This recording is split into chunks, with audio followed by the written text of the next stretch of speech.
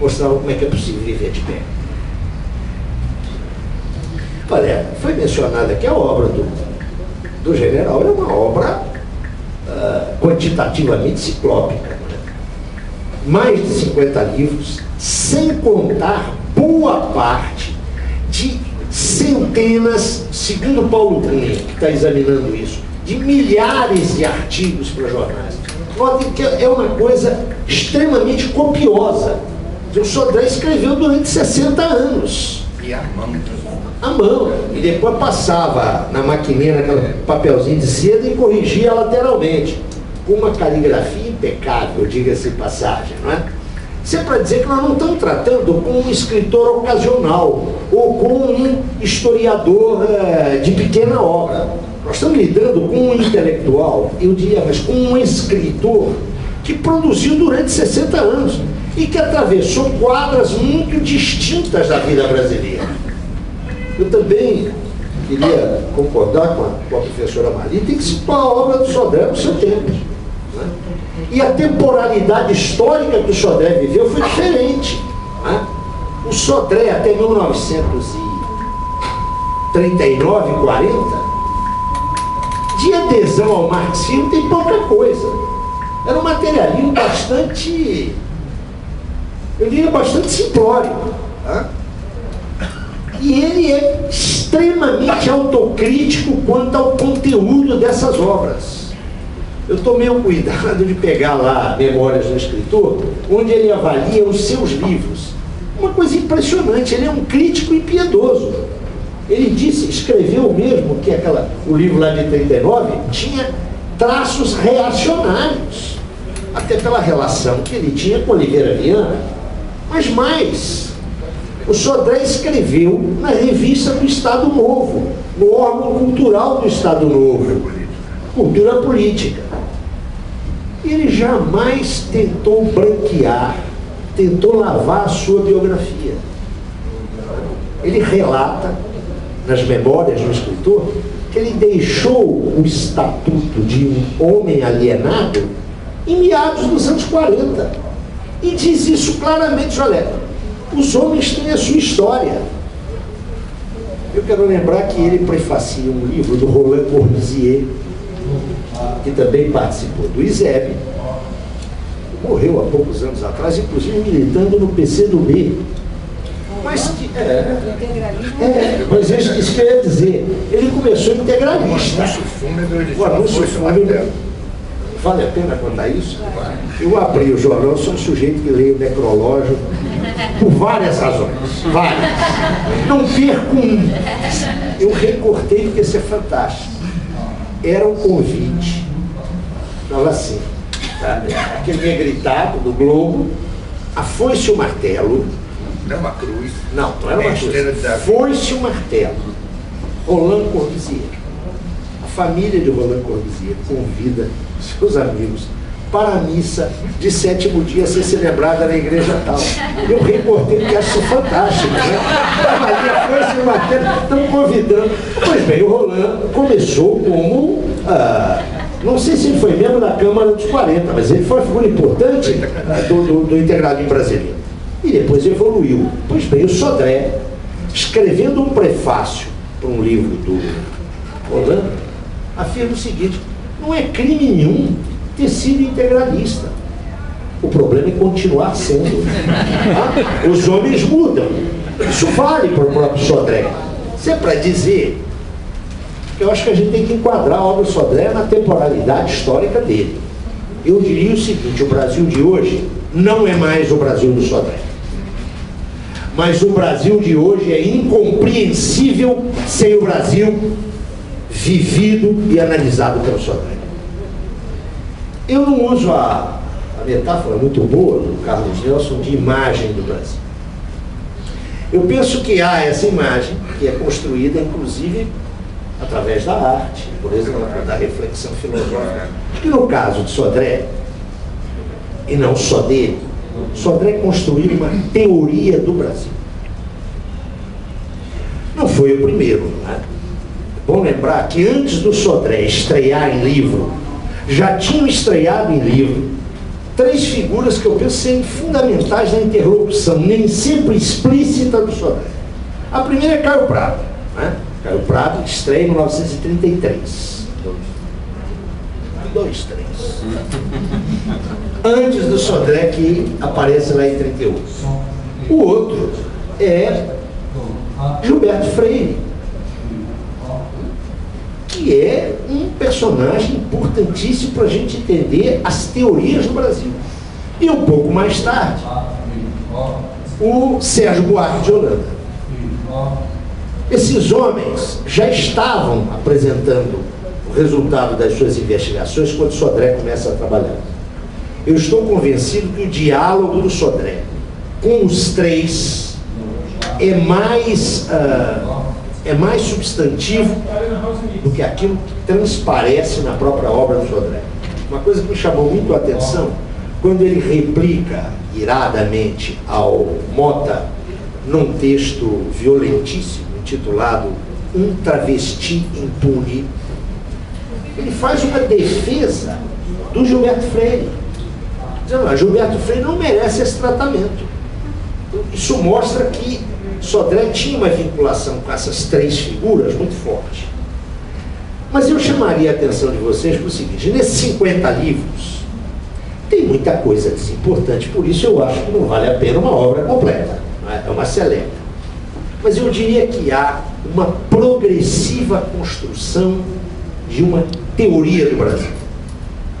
Eu caracterizaria a obra do Sodré um pouco com a pergunta da esfinge, não é? Sodré teve uma esfinge na vida, e em face da qual ele trabalhou 60 anos. Essa esfinge é: que coisa é essa que é a formação social brasileira? A obra toda do Sodré, toda ela, está empenhada em responder a essa pergunta. O que é a formação social brasileira?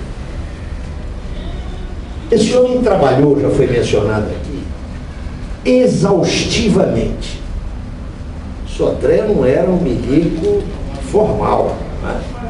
Sodré tinha, e Paulo Cunha já chamou bem a atenção, já havia duas vocações em Sodré. Havia uma vocação militar.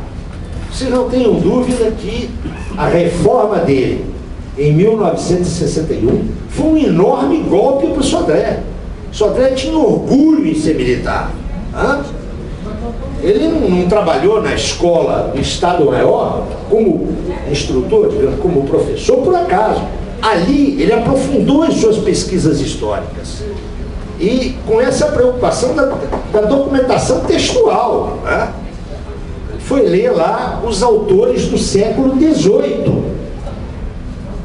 O Sodré é o primeiro historiador brasileiro que, ao tratar da importância da capitania de São Vicente e depois da irradiação por São Paulo, é o primeiro a chamar a atenção para a miséria da sociedade brasileira, da pobreza da sociedade colonial. Pois bem, é só para lembrar, porque Marli falou disso. O livro que Sodré publicou, História da Imprensa no Brasil, que é um registro de praticamente tudo que se imprimiu na condição de periódico nesse país, do final do século XVIII até hoje. É uma pesquisa individual. Ele não estava na universidade com bolsa do CNPq, não. Na base da ficha, manual. Esse livro continua até hoje um grande repositório de informações sobre a imprensa. Mas ele levou 30 anos pesquisando isso. A primeira edição é de 66. Todo mundo assustado, mas em 64 ele lança a história da burguesia brasileira, em 65 a história militar, em 66 a história da imprensa, todos os volumes com mais de 400 páginas. É porque ele já vinha, também que é de 67. Notem, ele já vinha trabalhando nisso desde os anos 40. A história militar no Brasil era um projeto de obra coletiva que ele elabora em 49 e vai fazê-la sob responsabilidade pessoal nos anos 60, porque ele tinha olha, o material que ele entregou lá para a Biblioteca Nacional, eu quero dizer para vocês que eu nunca fui lá cavucar, não, eu dei só uma olhada. É uma barbaridade de pesquisa. é uma coisa ciclópica. Mas tudo isso é para dizer que ele, depois de 30 anos de pesquisa, formula o que eu chamo de uma teoria do Brasil. Assim como Florestan tem a sua teoria do Brasil, assim como o Caio tem a sua teoria do Brasil. Eu não quero aqui entrar em polêmicas, mas eu não tenho a menor dúvida de que o que Carlos Nelson chamou de universalidade, de largueza de vistas, é algo que distingue Florestan em face desses dois pensadores. A referência estético-cultural do meu querido professor, amigo Florestan é residual. Caio, hoje tão louvado pela USP, identifica relações mercantis com o capitalismo. Para ele, o capitalismo chegou aqui com Cabral, em 1500, exatamente. Isso é uma barbaridade. Não tinha capitalismo na Europa, mas já tinha no Brasil. Quanto à questão do feudalismo no Sodré, eu concordo com as observações, eu acho que essa é uma tese extremamente polêmica, mas eu quero dizer que não vamos banalizar a concepção que Sodré tem de feudalismo. Primeiro, ele não identifica o feudalismo que está aqui com o feudalismo europeu. Ele faz questão de dizer que é outra coisa. É algo, não é o feudalismo europeu.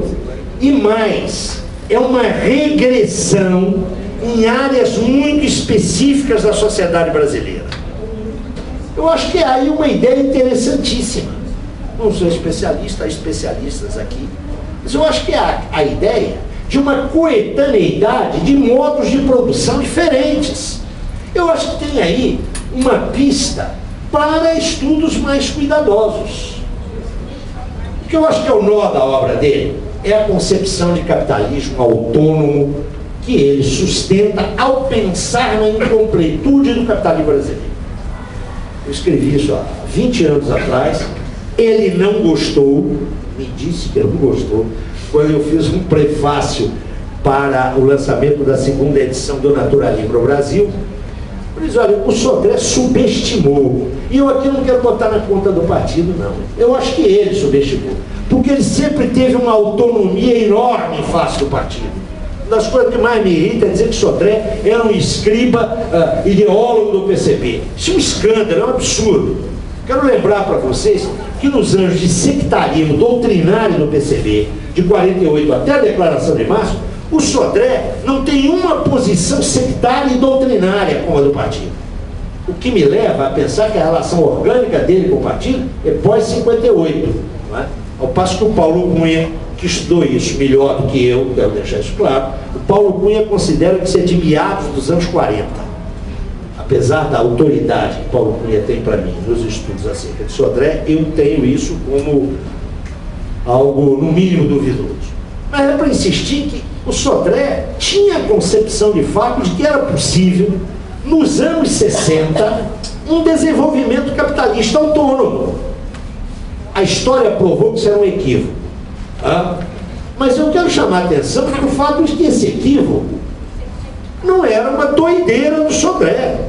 Uma série de importantes pensadores latino-americanos naquele momento operava com essa projeção. A gente não falou aqui num autor, nenhum de nós, um autor que eu acho que marca também a virada do Sodré da formação histórica do Brasil, da edição de 58 para as subsequentes. Introdução à Revolução Brasileira. Isso, Introdução à Revolução Brasileira, que é o Celso Furtado, que publica em 59 a Formação Econômica. O Sodré menciona en passant, mas ele incorpora algumas daquelas ideias.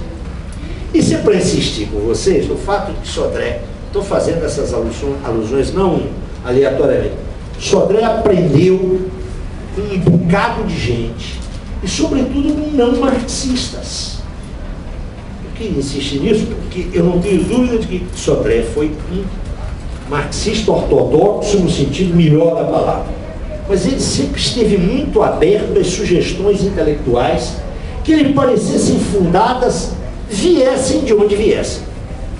E eu penso que o núcleo das suas obras maiores, penso que não se pode descartar, já foi mencionado aqui pela mesa, pelo Carlos Nelson, a importância de Memórias de um Soldado. Esse livro é um livro admirável. São mais de